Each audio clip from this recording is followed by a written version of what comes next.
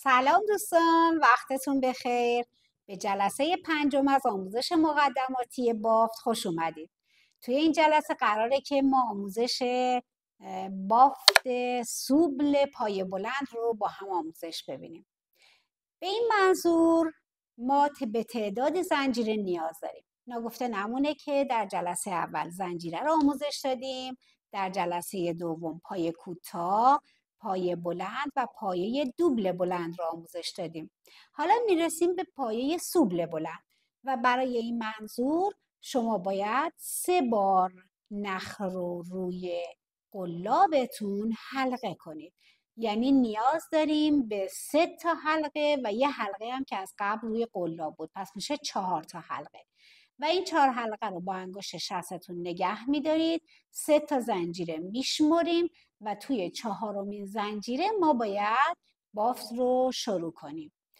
خب به این خاطر قلاب رو داخل 4مین زنجیره میکنیم، نخ رو بیرون میکشیم و 1 بار 2 تا از حلقه ها رو حذف میکنیم، یه بار دیگه 2 تا، 2 تای دیگه و 2 تا. پس چند تا حلقه حذف شد؟ 4 تا حلقه که به یه همچین پایه رسیدیم. حالا دوباره تکرار میکنم، 1 2 3 تا حلقه میندازم و توی این بافت این زنجیره که بافته شد نه توی زنجیره بعدی قلابو میبرم، نخو میارم بیرون، 2 تا حلقه، 2 تا حلقه دیگه، 2 تا حلقه، یعنی 4 بار شما این حلقه ها رو حذف میکنید که یه همچین بافت بلندی داریم. دوباره تکرار میکنم، چند تاشو من میبافم تا بیشتر شکل خودش رو نشون بده، تا بیشتر متوجه کار بشید.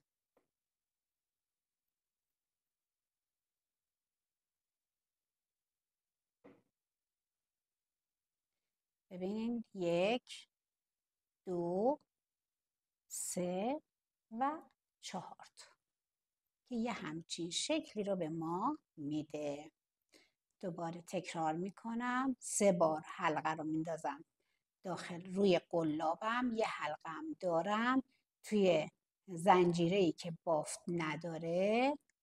1 2 3 و 4 تا بافت زدم. دوباره 1 ببخشید من دارم زنجیره میبافم، 3 1 2 3 و 4.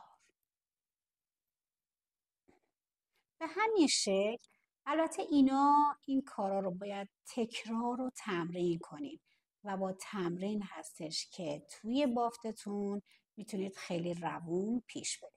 به این صورت بافتمون میشه که خیلی زیبا و شکل میشه. توی خیلی از کیف‌ها مورد استفاده داره، مخصوصا توی کیف‌هایی که با رافیا بافته میشه، با نخ رافیا و خیلی خوشگل میشه. منظورم همون کیفای ساحلی هستش و تا پایان کار به همین شکل میبافیم.